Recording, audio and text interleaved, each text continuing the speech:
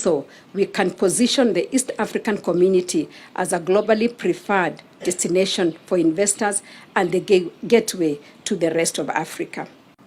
As members of the East Africa Legislative Assembly, we bear a critical responsibility for shaping the future of our region.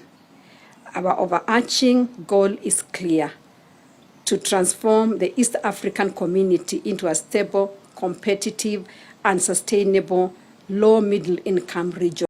You know, sisters, when we see you seated here, we are very proud of you. I don't think it's every woman that has the courage to go into politics, but to see the way you articulate issues and defend your countries really touches our hearts. I want to encourage you to continue doing the good work. You know, you are not just there for yourself, but you are there for the women of your country. And so you have our support. I'm glad that God has given me this position, and I've had an opportunity of interacting with your first ladies. You have amazing first ladies. And just to see women like you from their countries also supporting the work that they do really tells us that when women come together, and then nothing is impossible for them. So we pray for you and continue going. Please keep going. That is where we want to see you.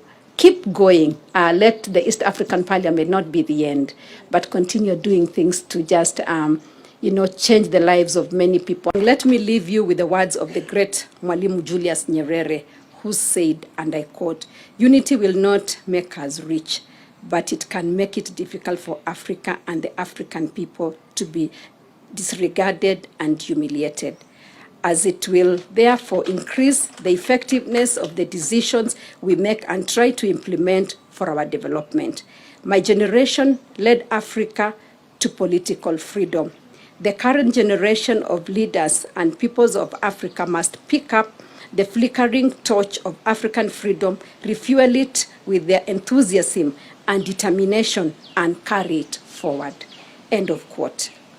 May the words of the East African anthem always inspire us to build and protect our East African region. I quote, "Jumuiya yetu sote tulinde, tuwajibike, tuimarike, umoja wetu ni nguzo yetu, idumu jumuiya yetu."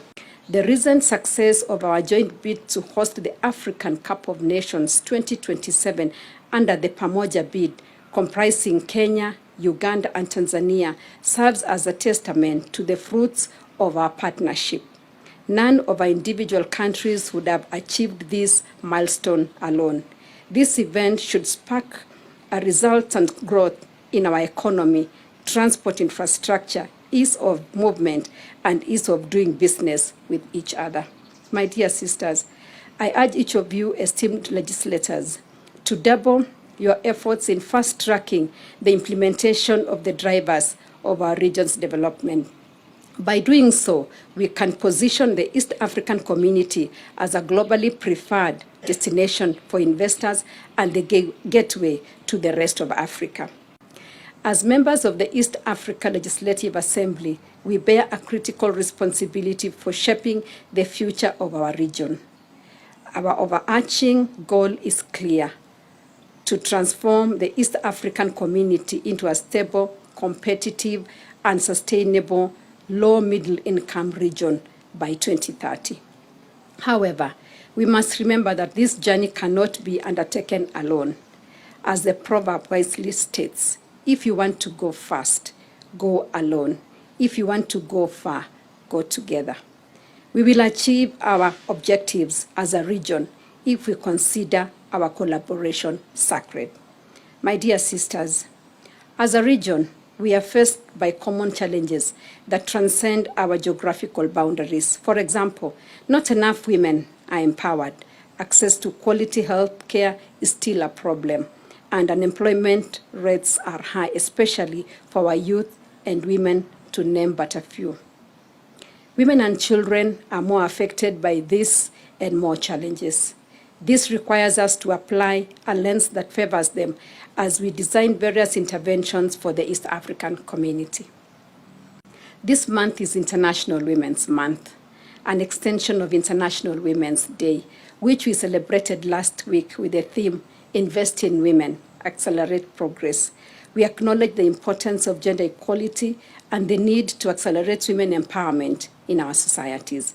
When we empower women, we catalyze development in all aspects of life and ultimately transform families, communities, our countries, and the whole region. Let us use our platforms to empower women, utilize our youthful workforce, and protect our children.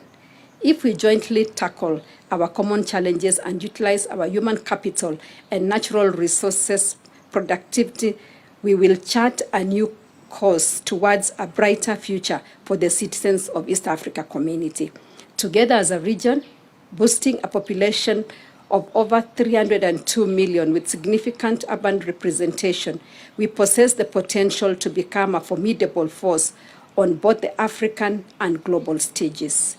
The East African Legislative Assembly has an opportunity to create a conducive environment for our young people to become economically productive and empower women to contribute to the development of our nations. And one of the initiatives we have as the EALA Women Caucus is cross-border women, supporting cross-border women traders. Because as you know, integration, regional integration is mainly about trade. And majority of East African people are women. Over 50% are women. And over 60% of cross-border traders are women. But then we know most of them are informal traders. They have very limited capital. They don't have access to credit. They are struggling on the borders to try to make ends meet. And of recent, because of COVID-19, many of them no longer even have capital, and they are the ones who are feeding their families, their pillars in their families.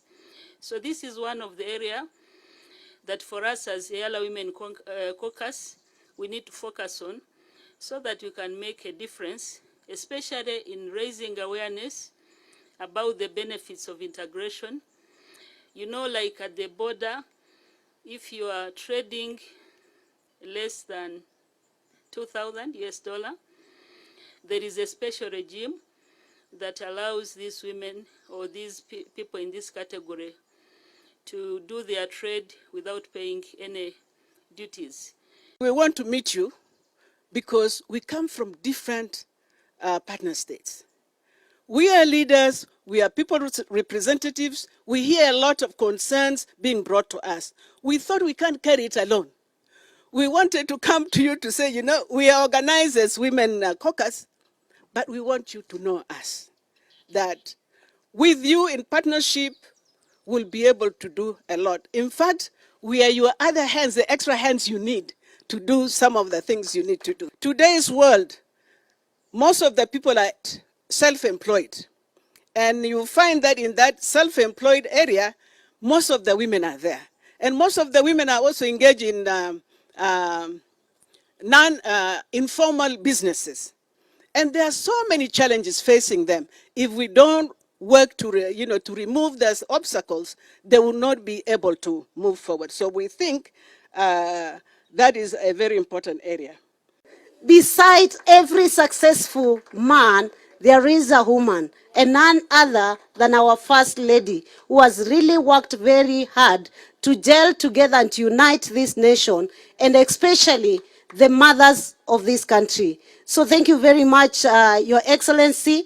It's just 5 days ago that we had the Women International Day in this country, and you've had the members appreciate what His Excellency did for us in EALA and in East Africa, and we're very grateful. And so we look forward to working with you. We look forward for you being a mother of East Africa community, and more so the caucus of women who are in parliament in EALA. I just want to reassure the members that together with my colleague, we'll do everything possible to ensure that the East African community is engendered. We've also been able to lobby for change in laws, new bills, etc. Areas where the government maybe is not very responsive. The Women's Caucus has been able to lobby We have brought private members' bills, and I think that the members here can do the same thing. So you can count on me, you can count on Penina, you can count on all of us to do our work to make sure that East Africa is engendered. Muling'ang'ana na mumepata na mpo katika meza za maamuzi kujua hatima ya mwanamke kiongozi, si wa Kenya, si wa Tanzania, si wa Rwanda, si wa Somalia, si wa Kongo, si wa Uganda, bara Afrika nzima wanawatazamia nyinyi kuonyesha mwelekeo.